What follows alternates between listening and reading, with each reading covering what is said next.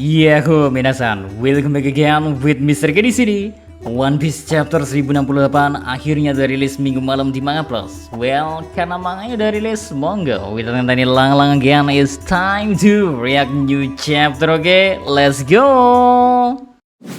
Judul chapter 1068 versi resmi atau versi Manga Plusnya, Impian Sang Jenius. Ya, di chapter terbaru kali ini kita akhirnya guys diungkapkan mimpi dari Dr. Vegapunk yang ternyata ingin membuat dunia tempat energi bisa diperoleh secara gratis, free. Ya, dengan ilmu pengetahuannya Dr. Vegapunk ingin menemukan energi itu sekaligus menyebar luaskan ke semua orang. Soalnya seperti yang kita tahu ya, kalau satu perbedaan paling besar dari era sekarang dengan eranya Joy Boy ialah terdapat suatu energi yang mampu membuat sebuah robot buatan 900 tahun lalu namun masih mampu bergerak 700 tahun kemudian. Sebuah sumber energi yang tentunya sangat bermanfaat dan maju kan, namun belum bisa ditemukan di era sekarang ini. Maka dari itu dengan semua ilmu pengetahuan dan ketertarikan yang dimiliki oleh Dr. Vegapunk, dirinya memiliki mimpi untuk menemukan kembali sumber energi tersebut dan menyebarkannya ke seluruh dunia sehingga setiap negara tidak akan kekurangan sumber daya dan peperangan akan hal itu pun akan bisa dihentikan. Next di chapter 1068 kita masih dikasih lanjutan cover story Gear Double Six, perjalanan tanpa emosi yang udah memasuki volume ke-25 dengan judul Dua Orang Mantan Personel Organisasi Mets. Cover story itu dilengkapin sama gambar yang memperlihatkan kalau keduanya masih saling bertengkar sambil mengingat masa lalu.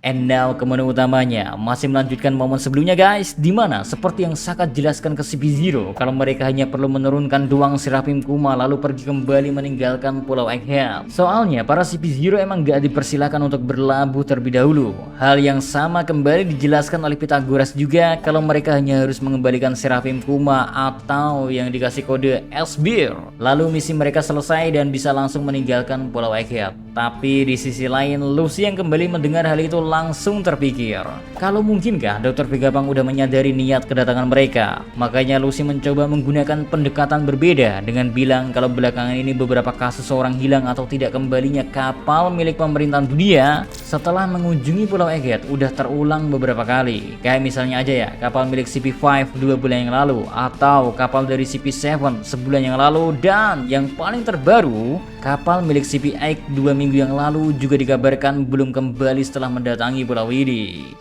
Menyikapi pertanyaan dari Luffy, Pythagoras sebenarnya udah mencoba menjawab dengan baik dan bilang kalau dia udah melaporkan semua kapal itu kembali pergi dengan selamat. Namun di sisi lain Lilith termakan provokasi dari Luffy, makanya dia terpancing emosi dan bilang kalau mereka boleh mengeceknya sendiri sebelum menuduh kita yang macam-macam. Ya entah siapa yang benar di momen itu guys, pasalnya kita sendiri tahu kan bagaimana sifat Lilith dan mungkin aja dialah orang dibalik semua kejadian menghilangnya kapal-kapal dari pihak pemerintahan dunia.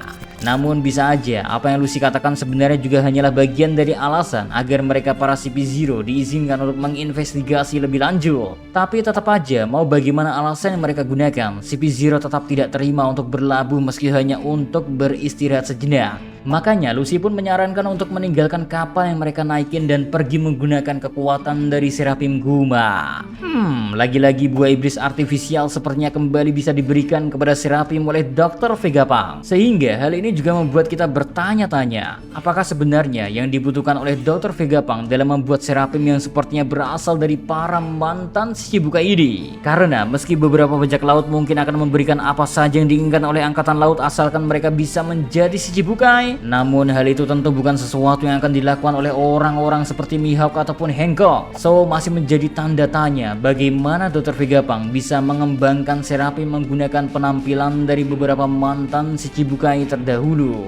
Well, hal yang sama juga berlaku. Mungkinkah nantinya kita akan dikasih lihat Seraphim Kurohige mengingat dirinya sempat menjadi seorang Shichibukai? Dan bagaimana kalau kekuatan buah iblis Yami Yaminomi ternyata udah dibuat versi artifisialnya juga oleh Dr. Vegapunk? Ya, banyak sekali rasanya kemungkinan yang terjadi mengingat dengan penemuan Dr. Vegapunk kali ini ya. Semua hal terasa menjadi mungkin aja bisa tercipta dan tiba-tiba muncul di hadapan kita semua. But yang lebih menjadi tanda tanya guys, sebenarnya mengapa Oda Sensei kembali mendatangkan Rob Lucci ke hadapan kru topi jerami? Padahal sebelumnya mereka udah berhasil mengalahkannya di NS Lobby. Apakah hal ini hanya untuk memperlihatkan bagaimana perkembangan kekuatan dari kru topi jerami yang udah meningkat pesat saja? Seperti saat sesudah time skip di mana kru topi jerami kembali dihadapkan dengan Pacifista. Namun saat itu ya Pacifista udah bukanlah tandingan kru topi jerami. Sehingga kita dikasih lihat bagaimana Pacifista bisa dikalahkan dengan begitu easy peasy.